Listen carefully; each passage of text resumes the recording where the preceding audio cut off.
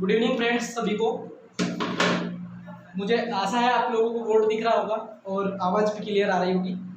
हम लोग आज पढ़ने वाले हैं भाग 5 का ही एक पार्ट है। मैंने कल आपको क्लास में बताया था कि हमारी जो क्लास है वो चल रही थी अभी राष्ट्रपति पर। तो अभी तक की क्लास जो आपने पिछली क्लासें पढ़ी है, मुझे आशा है कि आप लोगों को समझ में आई होगी। और अगर नहीं भी आई हो तो आप यूट्यूब पे एक बार से फिर से उसको सुनिएगा। निश्चित रूप से जो पहली बार ज्वाइन करते हैं उनके साथ थोड़ी सी प्रॉब्लम आती है, क्योंकि पहली बार जब कॉन्स्टिट्यूशन के सब्जेक्ट को पढ़ते हैं तो एक पॉलिटी का सब्जेक्ट ऐसा है कॉन्स्टिट्यूशन वाला या संविधान वाला, जिसमें एक बार में चीज़ें कई बार मिस हो जाती हैं। तो फिर से आप यूट्यूब पे मैंने लिंक आपको शेयर कर रखी है, दोबारा आप उसको सुन सकते हैं। और अगर आपका किसी प्रकार का कोई डाउट टाइप का क्वेश्चन हो तो उसको आप जरूर शेयर करिएगा या बताइएगा या क्वेश्चन जरूर करिएगा। तो आज हमारा जो टॉपिक है वो टॉपिक है संविधान के भाग 5 से ही टॉपिक है। मैंने आपको कल बताया था राष्ट्रपति हम लोगों ने पढ़ लिया है और उपराष्ट्रपति हम लोगों ने पढ़ लिया है। अब राष्ट्रपति की जो शक्तियां हैं, राष्ट्रपति के जो पावर है, उस पावर के बारे में हमने पढ़ना है। तो देखो, राष्ट्रपति के साथ वैसे अलग अलग प्रकार के पावर है। उनके पास कार्यपालिक शक्ति अलग है, उनके पास विधायी शक्ति अलग है, उनके पास वित्तीय शक्ति अलग है, उनके पास सैन्य शक्ति अलग है, उनके पास एक तरीके से वीटो के पावर जो है वो अलग है। तो ये सबके सब अलग अलग पावर है, लेकिन हम आज सिर्फ 2 पावर या 3 पावर के बारे में पढ़ेंगे। निश्चित रूप से राष्ट्रपति अपनी शक्तियों का जो प्रयोग करता है, मैंने आपको बताया था कि अनुच्छेद 52 के तहत भारत का एक राष्ट्रपति होगा, ठीक है, जो कि ब्रिटेन के महाराजा या महारानी के समकक्ष होता है। और अनुच्छेद 53 में यह बात लिखी हुई है कि जो राष्ट्रपति है वो अपनी कार्यपालिक शक्ति का क्या है, प्रमुख है, लेकिन उस कार्यपालिक शक्ति का प्रयोग वो क्या करेगा, राष्ट्रपति की शक्ति जो है उस कार्यपालिक शक्ति का प्रयोग वो अपने अधीनस्थों के सहयोग से क्या करता है, प्रयोग करता है। तो ज्यादातर जो कार्यपालिक शक्ति जो होती है राष्ट्रपति की, वो सारी की सारी अपने अधीनस्थों के माध्यम से करता है। अधीनस्थ अर्थात मंत्रिमंडल के सहयोग से वो क्या करता है, राष्ट्रपति अपनी शक्ति का प्रयोग करता है। तो अनुच्छेद 53 के तहत राष्ट्रपति के पास अलग अलग प्रकार के पावर दिए गए हैं। आज मैं पावर के बारे में आपको बता चुका हूं। पावर क्या क्या आते हैं, तो देखो, एक आता है कार्यपालिक शक्ति, दूसरा आता है विधायी शक्ति, तीसरा आता है वित्तीय शक्ति, चौथा आता है सैन्य शक्ति, पांचवा आता है न्यायिक शक्ति, छठा आता है आपातकालीन शक्ति, सातवां आता है आपातकालीन शक्ति के बाद इसका आता है वीटो की शक्ति। इतने प्रकार की शक्ति राष्ट्रपति क्या करता है, उपयोग करता है। कार्यपालिक शक्ति, विधायी शक्ति, वित्तीय शक्ति, सैन्य शक्ति, न्यायिक शक्ति, आपातकालीन शक्ति और वीटो की शक्ति। ये सब शक्तियां हमको पढ़ना है। इसमें जहां जहां अनुच्छेद आएंगे मैं आपको बताऊंगा, लेकिन आज हम सबसे पहले शुरू करते हैं कार्यपालिक शक्ति। तो देखो, कार्यपालिक शक्ति जो है राष्ट्रपति की, वो कार्यपालिक शक्ति है जिसमें से कार्यपालिक शक्ति का अगर आपसे पूछा जाए कि राष्ट्रपति किस अनुच्छेद के तहत अपनी कार्यपालिक शक्ति का प्रयोग करता है, तो राष्ट्रपति अपने अनुच्छेद 53 के तहत अपनी कार्यपालिक शक्ति का प्रयोग करता है। और वो प्रयोग अपने अधीनस्थों या मंत्रिमंडल के मतलब एक तरीके से उनके अधीनस्थों के माध्यम से करता है। तो ज्यादातर जो राष्ट्रपति अपनी शक्ति का प्रयोग करता है वो अपने अधीनस्थों के माध्यम से ही करता है। तो कार्यपालिक शक्ति के अंतर्गत क्या क्या आता है, ये ध्यान रखिएगा। तो कार्यपालिक शक्ति के अंतर्गत कार्य करना, कुल मिलाकर जितनी भी नियुक्तियां होती है वो सारी की सारी नियुक्तियां कार्यपालिक शक्ति के अंतर्गत आती है। और जितनी भी जो नियुक्तियां हैं वो भी कौन सी नियुक्तियां, संवैधानिक नियुक्तियां। तो संवैधानिक नियुक्तियों में क्या आता है, प्रधानमंत्री की नियुक्ति, प्रधानमंत्री की सलाह पर मंत्रिमंडल की नियुक्ति, ठीक है, सबसे महत्वपूर्ण है प्रधानमंत्री की नियुक्ति। और प्रधानमंत्री की रिकमेंड पर या अनुशंसा पर मंत्रिपरिषद या मंत्रिमंडल की नियुक्ति।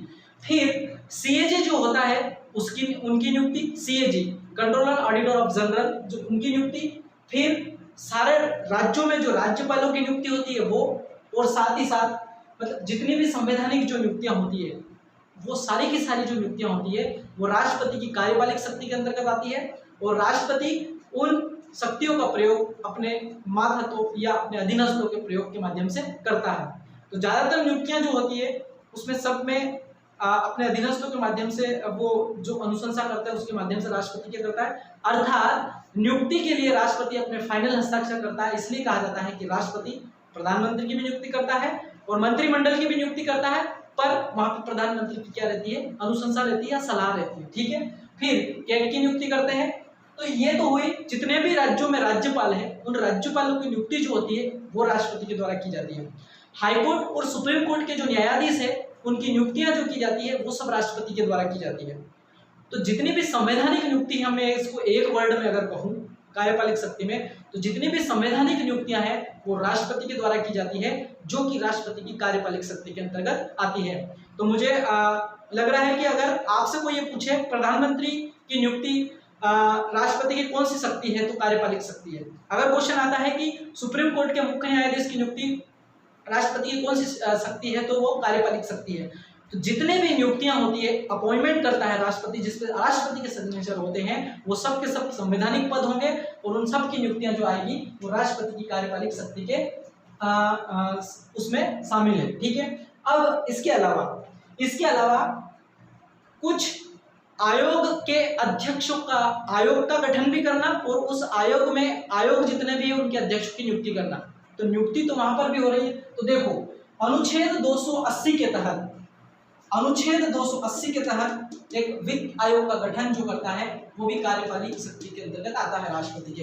तो अनुच्छेद 280 के तहत वित्त आयोग का गठन करना, फिर अनुच्छेद 263 के तहत एक अंतरराज्यीय परिषद का गठन करना। इसके बारे में मैं आगे आपको जब हम लोग और आगे भाग पढ़ेंगे तो वहां पर इसका जिक्र आएगा, मैं जरूर वहां पे बताऊंगा आपको कि अंतरराज्यीय परिषद क्या होता है, वित्त आयोग क्या होता है। अभी यहां से आप इतना याद रखें कि अनुच्छेद 280 के तहत एक वित्त आयोग का गठन प्रत्येक 5 वर्ष में राष्ट्रपति के द्वारा किया जाता है, तो ये भी उसकी कार्यपालिक शक्ति है।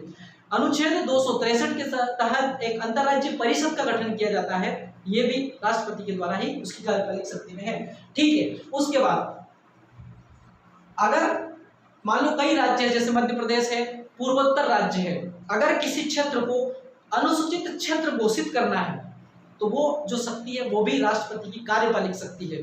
तो राष्ट्रपति किसी क्षेत्र को अनुसूचित क्षेत्र घोषित करना, ये जो आता है ये उसकी कार्यपालिक शक्ति के अंतर्गत आता है। तो एक ही याद रखना। और जितने भी संवैधानिक आयोग है, जैसे एसटी आयोग है, एससी आयोग है और ओबीसी आयोग है, इन आयोगों का गठन करना राष्ट्रपति की कार्यपालिक शक्ति के अंतर्गत आता है। तो अब यहां से क्या क्या क्वेश्चन बनेंगे, ध्यान रखिएगा। प्रधानमंत्री की नियुक्ति किसके द्वारा की जाती है, तो राष्ट्रपति के द्वारा की जाती है। मंत्रिमंडल की नियुक्ति किसके द्वारा की जाती है, तो प्रधानमंत्री की सलाह पर राष्ट्रपति के द्वारा की जाती है। वित्त आयोग का गठन किसके द्वारा किया जाता है, तो राष्ट्रपति के द्वारा किया जाता है। किस अनुच्छेद के तहत किया जाता है, अनुच्छेद 280 के तहत किया जाता है। एक अंतरराज्यीय परिषद का गठन किसके द्वारा किया जाता है, तो राष्ट्रपति के द्वारा किया जाता है, अनुच्छेद 263 के तहत किया जाता है। ठीक है, फिर अगर क्वेश्चन यहां से आता है कि राज्यपाल की नियुक्ति कौन करता है, तो राष्ट्रपति करता है। हाई कोर्ट और सुप्रीम कोर्ट के न्यायाधीश की नियुक्ति कौन करता है, तो राष्ट्रपति करता है। ठीक है, उनमें सब में ये ध्यान रखिएगा कि अनुशंसा रहती है। अनुच्छेद 53 में यही बात लिखी हुई है कि राष्ट्रपति अपनी कार्यपालिक शक्ति का प्रयोग या सभी शक्ति का प्रयोग वो अपने अधीनस्थों के माध्यम से करता है। ठीक है, तो ये आपकी अंतरराज्यीय परिषद, अनुसूचित जाति जनजाति जो अनुसूचित क्षेत्र घोषित करना वो राष्ट्रपति की कार्यपालिक शक्ति है। और एसटी, एससी और ओबीसी आयोग का गठन अलग अलग अनुच्छेदों में है। अनुच्छेद 340 के तहत एक तरीके से ओबीसी आयोग का गठन होता है, अनुच्छेद 338 के तहत एससी आयोग का गठन होता है, 38 के अंतर्गत एसटी आयोग का गठन होता है। जो कि मैं अनुच्छेद आपको जब हम भाग पढ़ेंगे तो उसमें जो जो अनुच्छेद आएंगे मैं आपको उसमें चर्चा करता जाऊंगा। अब यहाँ पर जो जो अनुच्छेद आ रहे हैं आप उनको थोड़ा सा यहाँ से ध्यान रखिएगा। तो ये राष्ट्रपति की कार्यपालिक शक्ति है। तो कुल मिला के अगर आपसे कोई राष्ट्रपति की कार्यपालिक शक्ति के बारे में पूछे मान लो, तो एक बात ध्यान रखना, जितनी भी संवैधानिक नियुक्तियां होती है वो सारी की सारी नियुक्तियां राष्ट्रपति की कार्यपालिक शक्ति के अंतर्गत आता है। मुझे उम्मीद है आप लोगों को आवाज आ रही होगी। अगर नहीं आ रही तो प्लीज एक मैसेज करें ग्रुप पे ताकि मुझे समझ में आए। ठीक है, फिर हम आगे चलते हैं। आवाज आ रही है क्लियर? प्लीज एक मैसेज, उसके बाद हम लोग आगे बढ़ते हैं। और अगर समझ में आया तो एक रिप्लाई ये भी दीजिएगा। ठीक है, हम लोग स्टार्ट करते हैं।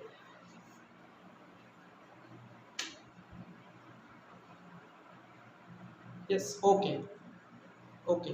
तो अभी तक हम लोगों ने कार्यपालिक शक्ति देखी है, बहुत ज्यादा कुछ नहीं है, याद रखिएगा, सिंपल है, सिंपल सा याद रखिएगा। जितनी भी संवैधानिक नियुक्ति होती राष्ट्रपति की कार्यपालिक शक्ति है। अब वो कोई सी भी नियुक्ति हुई लेकिन हस्ताक्षर राष्ट्रपति की होना चाहिए, वो सारी नियुक्तियां हैं, मैंने पहले जो लिखा है कार्यपालिक शक्ति के अंतर्गत आता। अब आप देखो राष्ट्रपति की विधायी शक्ति, तो कार्यपालिक का मतलब होता है कार्य करने वाले लोगों की नियुक्ति, जो कार्य करते हैं उन लोगों की नियुक्ति। अब ये है विधायी शक्ति। विधायी शक्ति का मतलब यहाँ पर ये होता है कि विधान बनाने में राष्ट्रपति का क्या रोल है। जब संसद में विधान बनता है उस समय राष्ट्रपति का क्या रोल है, उसकी शक्तियां क्या है, वो शक्तियों का उपयोग कैसे करता है, वो सब दिया गया है विधायी शक्ति में। तो देखो सबसे पहले याद रखना, मैं संसद पढ़ाऊंगा आपको कि संसद का राष्ट्रपति जो रहता है वो एक अभिन्न अंग होता है। देख लो संसद जो बनती है वो 3 लोगों से बनती है। संसद जो बनती है वो 3 लोगों से बनती है। कौन कौन लोगों से बनती है संसद? देखो संसद बनती है राज्यसभा, लोकसभा और राष्ट्रपति। तो संसद किन लोगों से मिलकर बनती है? कोई सा बिल राज्यसभा में पास होगा, वही बिल लोकसभा में पास होगा, और उस बिल पर जब राष्ट्रपति हस्ताक्षर कर देता है तो वो एक विधेयक बन जाता है। तो संसद का अभिन्न अंग है राष्ट्रपति, ये उसकी विधायी शक्ति है, याद रखिएगा। संसद का अभिन्न अंग है राष्ट्रपति, ये उसकी विधायी शक्ति है। तो पहला पावर तो क्या हो गया उसकी विधायी पावर में कि संसद का अभिन्न अंग है, एक फैक्ट तो ये हो गया। अगर क्वेश्चन ये पूछा जाए कि संसद किन से मिलकर बनती है, तो संसद, ये क्वेश्चन आता है, संसद बनती है राज्यसभा, लोकसभा और राष्ट्रपति से मिलकर। ठीक है, जब हम संसद पढ़ेंगे तो इसके बारे में और भी डिटेल जानेंगे। अभी यहाँ से याद रखना हम इस विधायी शक्ति पढ़ रहे हैं कि राष्ट्रपति जो विधायी शक्ति है उसमें संसद का अभिन्न अंग होता है। अभिन्न अंग इसलिए होता है वो कि कोई सा भी विधेयक जो बनता है उस पर राष्ट्रपति के हस्ताक्षर होना अनिवार्य है। कुछ विधेयक ऐसे होते हैं जिस पर विधेयक लाने से पहले हस्ताक्षर होते हैं या अनुमति लेना पड़ती है, और कुछ विधेयक ऐसे होते हैं जिस पर विधेयक पास होने के बाद सिग्नेचर किए जाते हैं। तो विधेयक पहले जिस पे साइन हो जाते हैं, अगर कोई सा संविधान संशोधन का विधेयक लेकर आ रहे हैं तो राष्ट्रपति पर पहले ही हस्ताक्षर कर देते हैं, अनुमति दे देते हैं। और उसी प्रकार धन विधेयक अगर लाया जाता है, ये क्या होता है इसके बारे में मैं आपको बताऊंगा, उस समय भी राष्ट्रपति से पहले ही अनुमति ले ली जाती है। तो यहां से याद रखना कि ये जो 2 विधेयक है इसमें राष्ट्रपति पास होने के पहले ही क्या कर देता है, हस्ताक्षर कर देता है, या ये कह सकते हैं हम लोग कि इस पर पहले ही अनुमति हो जाती है। तो यहाँ से विधायी शक्ति में पहला ऑप्शन तो यह है, संसद का अभिन्न अंग होता है राष्ट्रपति। दूसरा, कोई भी बिल राष्ट्रपति के हस्ताक्षर के बाद ही क्या होता है, पास माना जाता है, ये भी उसकी विधायी शक्ति है। कुछ विधेयक में पहले साइन हो जाते हैं, कुछ विधेयक में बाद में साइन होते हैं, ये भी उसकी राष्ट्रपति की शक्ति है। अब एक अनुच्छेद 108 होता है, याद रखना। उसके पहले मैं आपको बता देता हूं कि अनुच्छेद 85 जो है, अनुच्छेद 85, इसके तहत राष्ट्रपति क्या करता है, उसकी विधायी शक्ति के अंतर्गत होता है कि जब लोकसभा का चुनाव होता है, तो लोकसभा के चुनाव में जब संसद का गठन होता है, अर्थात लोकसभा का जब गठन होता है, अर्थात जब सरकार बनती है, उस समय सदन को सबसे पहले संबोधित अगर कोई करता है तो वो राष्ट्रपति करता है, और ये उसकी विधायी शक्ति के अंतर्गत आता है। जैसे कहने का मतलब, जैसे 2019 में मोदी सरकार बनी, तो मोदी सरकार ने जब पहली बार संसद के अंदर वो गए और एक मंत्रिमंडल का जो गठन हुआ, पहली बार जब सब सांसद जाके लोकसभा में बैठे होंगे, राज्यसभा में बैठे होंगे, तो पहला संबोधन जो होता है वो राष्ट्रपति का होता है, और ये उसकी विधायी शक्ति है। उसके बाद ही संसद की दूसरी कार्यप्रणाली शुरू होती है। तो यहाँ से याद रखिएगा कि संसद को संबोधित करना ये उसकी विधायी शक्ति है। ठीक है, एक फैक्ट याद रखना। दूसरा कि संसद का सत्र कब बुलाना है, संसद के सत्र को कब खत्म करना है, और संसद के सत्र को संबोधित करना, ये सब के सब उसकी विधायी शक्ति के अंतर्गत आता है। तो संसद के सत्र को बुलाना, संसद के सत्र को खत्म करना, और अगर जरूरत पड़ी तो लोकसभा को भंग करना, ये भी उसकी विधायी शक्ति के अंतर्गत आता है। लोकसभा को भंग कब होगा, जब संसद में, लोकसभा में बहुमत दल का जो नेता होता है, अर्थात प्रधानमंत्री होता है या जो भी नेता होता है, अगर वो अपना बहुमत खो देता है लोकसभा में, उस समय राष्ट्रपति लोकसभा को भंग करता है। ठीक है, अर्थात सरकार को वो भंग कर देता, ये कह सकते हैं। तो ये भी उसकी विधायी शक्ति के अंतर्गत आती है। तो विधायी शक्ति में क्या हो, एक ही याद रखना, किसी जब संसद का जब लोकसभा के चुनाव होते हैं, लोकसभा के चुनाव होने के बाद जब संसद पहली बार लगती है उस समय राष्ट्रपति संबोधित करता है, ये उसकी विधायी शक्ति है। जब संसद का सत्र प्रत्येक वर्ष 3 से 4 बार संसद के सत्र होते हैं, ठीक है, एक बजट सत्र होता है, एक मानसून सत्र होता है, ठीक है, तो ये जितने भी सत्र होते हैं तो इन सत्र को बुलाना राष्ट्रपति के द्वारा बुलाया जाता है, लेकिन उसकी अध्यक्षता जो है वो लोकसभा अध्यक्ष करता है। क्वेश्चन आता है यहाँ पर कि संसद के सत्र किसके द्वारा बुलाया जाता है, तो लोकसभा अध्यक्ष के द्वारा, सॉरी राष्ट्रपति के द्वारा बुलाया जाता है, लेकिन उसकी अध्यक्षता कौन करता है, तो राष्ट्रपति के द्वारा की जाती है। तो यहाँ से ये भी संसद के सत्र में ये ध्यान रखना, अगर संसद के सत्र को खत्म करना है, मान लो लोकसभा में मानसून सत्र चल रहा और मानसून सत्र चलने के बाद उसको खत्म करना कि 1 महीने का था, तो खत्म करने की जो घोषणा होती है, मतलब जो बात की जाती है वो भी राष्ट्रपति के द्वारा की जाती है। तो यहाँ से क्या है, संसद को संबोधित करना ये राष्ट्रपति की विधायी शक्ति है, संसद के सत्र को बुलाना और सत्रावसान करना अर्थात सत्र को खत्म करना और लोकसभा को भंग करना, ये सब राष्ट्रपति की विधायी शक्ति के अंतर्गत आता है। फिर एक होता है संयुक्त अधिवेशन। अब संयुक्त अधिवेशन अनुच्छेद 108 में दे रखा है, बहुत महत्वपूर्ण अनुच्छेद है ये, हालांकि ये आगे और भी बताऊंगा मैं, लेकिन राष्ट्रपति की शक्ति की विधायी शक्तियों में याद रखना कि जब कोई सा ऐसा विधायक जिस पर एक तरीके से विवाद हो जाता है या लोकसभा और राज्यसभा उसको पारित नहीं कर पा रही होती है, तब राष्ट्रपति अनुच्छेद 108 का उपयोग करके दोनों सदनों को एक साथ बैठाता है, इसको बोला जाता है संयुक्त अधिवेशन। और दोनों सदन क्या होते हैं, लोकसभा होता है और राज्यसभा होती है, दोनों का संयुक्त अधिवेशन जो होता है वो साधारण बहुमत के विधेयक पर ही होता है वैसे, लेकिन ये जब स्थिति बनती है कि जब कोई ऐसा विधेयक आता है जिस पर ऐसी स्थिति बनती है कि राष्ट्रपति को दोनों अधिवेशन, दोनों सभाओं को एक साथ बुलाना पड़ता है, उस कंडीशन में राष्ट्रपति अनुच्छेद 108 का उपयोग करके एक संयुक्त अधिवेशन बुलाता है। तो ये संयुक्त अधिवेशन जो बुलाता है वो भी राष्ट्रपति की विधायी शक्ति के अंतर्गत आता है। तो एक अनुच्छेद 108 का जो उपयोग करके विधायी शक्ति का उपयोग करता है। एक होता है अनुच्छेद 123। अनुच्छेद 123 जो होता है वो होता है अध्यादेश जारी करना।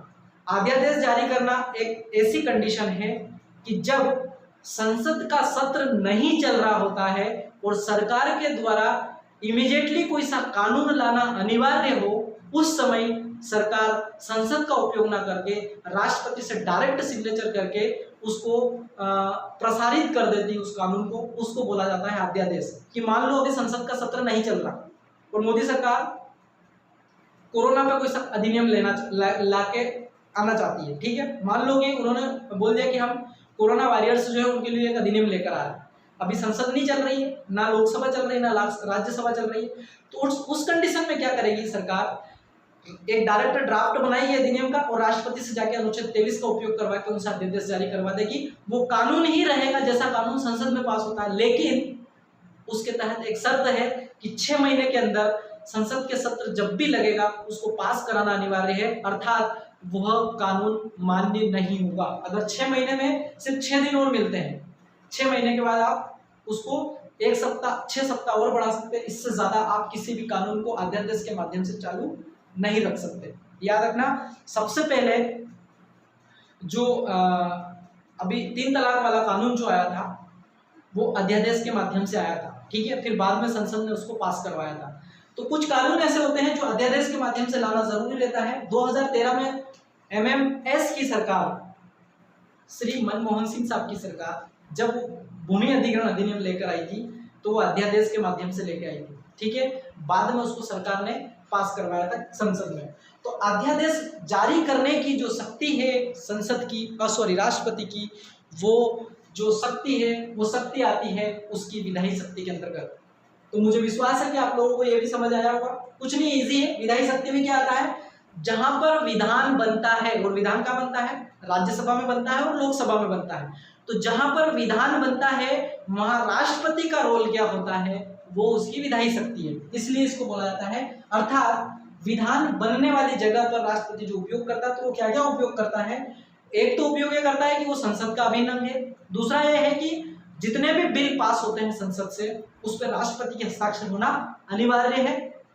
कुछ बिल में कुछ बिल में कानून लाने के पहले हस्ताक्षर हो जाते हैं, कुछ बिल में कानून लाने के पास होने के बाद पहले, कुछ कानून ऐसे हैं जो पास होने के पहले हस्ताक्षर करना पड़ते हैं और कुछ कानून ऐसे हैं जो बाद में हस्ताक्षर होते हैं। तो यहाँ से याद रखना, संविधान संशोधन के जो कानून है उस पर राष्ट्रपति से पहले अनुमति लेना पड़ती है और धन विधेयक का जो कानून है उस पर राष्ट्रपति की पहले अनुमति लेना पड़ती है। तो ये दोनों अनुच्छेद, दोनों विधेयक इस टाइप के, बाकी के विधेयक सब कानून जब पास होने के बाद संसद से, उसके बाद सिग्नेचर करते हैं। अध्यादेश जारी करना, सत्र को बुलाना, सत्र को समाप्त करना, उसके बाद लोकसभा को भंग करना, उसके अलावा 108 के तहत संयुक्त अधिवेशन बुलाना, ये सब की सब उसकी विधायी शक्ति के अंतर्गत आता है। ठीक है, तो विधायी शक्ति, कार्यपालिक शक्ति, संवैधानिक नियुक्तियां, विधायी शक्ति सभी कानूनों पर या संसद पर अपनी कार्रवाई, ये उसकी विधायी शक्ति है। मुझे लग रहा आसान है, बहुत ज्यादा कठिन नहीं है, बहुत ज्यादा बड़े बड़े वर्ड भी नहीं है, लेकिन बहुत सारे क्वेश्चन आते हैं, यहाँ से ध्यान रखिएगा। क्वेश्चन कैसा आता है कि संसद के, यहाँ से क्वेश्चन ये आएगा कि निम्नलिखित में संसद में कौन शामिल है, राज्यसभा, लोकसभा या राष्ट्रपति, और लास्ट का ऑप्शन है उपरोक्त में से सभी। तो उसका आंसर क्या सही है, उपरोक्त में से सभी। ठीक है, अगर दूसरा क्वेश्चन ये आता है कि किस अधिनियम के किस एक्ट में राष्ट्रपति की कानून को लाने की पूर्व अनुमति जरूरी है, संविधान संशोधन में और धन विधेयक में, कि लोकसभा या राज्यसभा में लाने से पहले ही उसमें क्या है, राष्ट्रपति की अनुमति जरूरी, अर्थात ये कुछ कानून ऐसे हैं जो पूर्व में हस्ताक्षर हो जाते। ठीक है, ये फिर आता है अध्यादेश जारी करने की शक्ति अनुच्छेद किसमें है, तो 123 में। ठीक है, 123 123 याद रखिएगा। संयुक्त अधिवेशन बुलाने की शक्ति किस अनुच्छेद के तहत है, तो 108 के तहत। ठीक है, ये भी याद रखना। ठीक है, फिर दूसरा याद रखना, राष्ट्रपति, मान लो कि लोकसभा का गठन हुआ, तो लोकसभा का गठन हुआ उस समय पहला भाषण किसका होगा, तो क्वेश्चन में क्या आएगा, प्रधानमंत्री का, लोकसभा अध्यक्ष का, राष्ट्रपति का या उपराष्ट्रपति का, तो आपका आंसर होगा राष्ट्रपति। ठीक है, कि जब लोकसभा का गठन होता है तो पहला भाषण या पहला अभिभाषण जो होता है वो राष्ट्रपति का होता है। ठीक है, लोकसभा का भंग किसके द्वारा की जाती है, वो राष्ट्रपति के द्वारा की जाती है, सीधा सा सिंपल है, क्योंकि उसकी विधायी शक्ति है। तो ये हमने इसकी विधायी शक्ति देखी। अब थोड़ा सा देख लो वित्त शक्ति। इसकी वित्तीय शक्ति जो है वो वित्तीय शक्ति ये बोलती है, सिंपल है वित्तीय शक्ति, वित्त का मतलब है पैसे निकालने की जो पावर है वो राष्ट्रपति में कहाँ का है। तो सबसे पहले तो याद रखना कि जो धन विधेयक है जिसका वर्णन अनुच्छेद 110 में है, मैं बताऊंगा आपको, विधेयक जिसका वर्णन अनुच्छेद 110 में है धन विधेयक का, तो धन विधेयक पर जब तक लोकसभा में नहीं, और धन विधेयक याद रखना हमेशा लोकसभा में पहले रखा जाता है, कभी भी राज्यसभा में पहले नहीं आता। संविधान हो सकता है आपको थोड़ा सा टफ लगे, उसकी लैंग्वेज को समझने की कोशिश करना, इसके पूर्व अगर नहीं पढ़ा है तो निश्चित रूप से आपको थोड़ी सी समस्या आएगी, लेकिन हम लोगों का मेन पर्पज ये है कि आप लोगों को चीजें समझ में आए, आप क्वेश्चन गलत करके ना आए। ठीक है, अगर कभी मेंस में भी आंसर आए ना तो आप लिख सके, इसलिए कोशिश ये रहेगी। देखो वित्तीय शक्ति में याद रखिएगा, राष्ट्रपति की वित्तीय शक्ति में ये चीज शामिल होती है कि जब धन विधेयक है जो कि जिसका वर्णन अनुच्छेद 110 में है, वो विधेयक सबसे पहले लोकसभा में रखा जाता है, लेकिन लोकसभा के पहले भी उसमें राष्ट्रपति की अनुमति जरूरी है। तो ये हो गई उसकी वित्तीय शक्ति। और धन विधेयक क्या होता है, जो कर लगाने से संबंधित जो विधेयक संसद में लाया जाता है उसे धन विधेयक कहा जाता है। जब कर को कम किया जाता है या कर को ज्यादा किया जाता है, तो इस टाइप का जो विधेयक होता है, मतलब जिसमें टैक्स रहता है कुल मिला के, वो सारे के सारे विधेयक क्या आएंगे, धन विधेयक के अंतर्गत आ जाएंगे। और ये विधेयक जो रहेंगे ये बिना राष्ट्रपति के पूर्व लोकसभा में नहीं रखा जा सकता, ये याद रखना, ये उसकी वित्तीय शक्ति है। फिर अनुच्छेद 267 में लिखा हुआ है आकस्मिक निधि। और आकस्मिक निधि क्या होता है याद रखिएगा, आकस्मिक निधि एक ऐसा फंड है जो कि राष्ट्रपति के अपने अंडर में रहता है। जब किसी प्रकार की देश में आपदा आ जाती है, वर्तमान में चली रही, आप लोग देख ही रहे हो, भूकंप आ जाता है, बाढ़ आ जाती है, महामारी आ जाती है, या कुछ भी आपदा आ जाती है, बीमारी आ जाती है जैसे कोरोना है, उस समय राष्ट्रपति के पास एक रिजर्व फंड रहता है जिसे हम आकस्मिक निधि कहते हैं। ये एक फिक्स रहती है। ये अनुच्छेद 267 के तहत क्या करता है, राष्ट्रपति इसको निकालने की अनुमति देता है। ये रिजर्व रहता है और इसे निकालने के लिए क्या करना पड़ता है, संसद में कानून लाना पड़ता है, उसका प्रावधान करना पड़ता है कि इतना पैसा हम, राष्ट्रपति उसकी अनुमति देता है। तो आकस्मिक निधि को निकालने का जो पावर है वो राष्ट्रपति के पास है। किसके तहत है, अनुच्छेद 267 के तहत है। तो याद रखना कि उसकी वित्तीय शक्ति में है आकस्मिक निधि, और आकस्मिक निधि को निकालने का जो पावर है अनुच्छेद 267 के तहत राष्ट्रपति के। अनुच्छेद 267 में आकस्मिक निधि ही है। वैसे अगर आप याद रखो तो अनुच्छेद 267 में आकस्मिक निधि ही उसमें शामिल है। ठीक है, अब अगला इसमें है कि प्रत्येक वर्ष संसद में जो बजट आता है, हालांकि हम उसको बोलचाल की भाषा में बजट बोलते हैं, लेकिन अनुच्छेद 12 में ऐसा लिखा हुआ है, कैसा लिखा हुआ है, प्रति वर्ष का वित्तीय विवरण, जिसके हमें सबको उसको हम बोलचाल की भाषा में बोलते हैं बजट। तो प्रत्येक वर्ष संसद में जो सरकार बजट लेके आती है, उस बजट को लाने के पूर्व राष्ट्रपति की ही अनुमति देता है। याद रखना, राष्ट्रपति अनुमति देने के बाद ही संसद में क्या लाया जाता है, बजट लाया जाता है।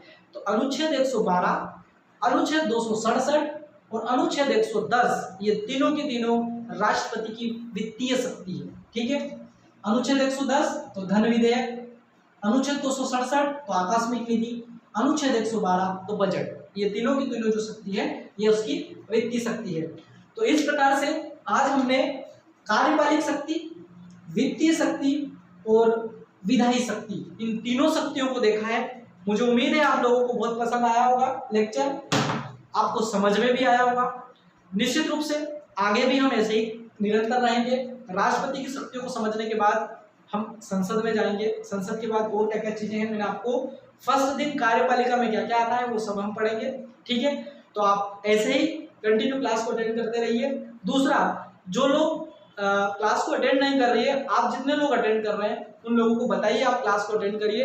बहुत अच्छे पॉइंट चल रहे हैं, बहुत अच्छा लेक्चर भी चल रहा है। दूसरा ये है कि एग्जाम जब भी एकदम से सिर पे आ जाएगी तो आपको बहुत सारा बर्डन हो जाएगा आपके ऊपर, तो इसलिए निरंतर क्लास को अटेंड करिए और जो टॉपिक रोज पढ़ाए जा रहे हैं उन टॉपिक पर घर जाके आप वापस से उसको रिवीजन करने की कोशिश कीजिए। अगर कोई सी चीज़ समझ में नहीं आ रही है तो उसको दोबारा से आप पढ़िए या पूछ ही लीजिए क्लास में, तो और बेहतर रहेगा। तो इसलिए आपसे यही कहना चाहूँगा कि आप घर पे रहें, मस्त रहें, अपना ख्याल भी रखें, तैयारी भी करते रहें। जो भी एग्ज़ाम जल्दी आएगी आप उसकी ऐसी तैयारी होना चाहिए कि एग्ज़ाम अगर आपके सिर पे बहुत जल्दी भी आ जाए तो आपको एकदम से ऐसा ना लगे, डर सा ना लगे। नहीं तो परीक्षा जब भी आती तो व्यक्ति को डर लगता है। इसलिए पुनः एक बार आप स्वस्थ रहें, मस्त रहें और अपना ख्याल रखें। गुड नाइट, जय हिंद, जय भारत।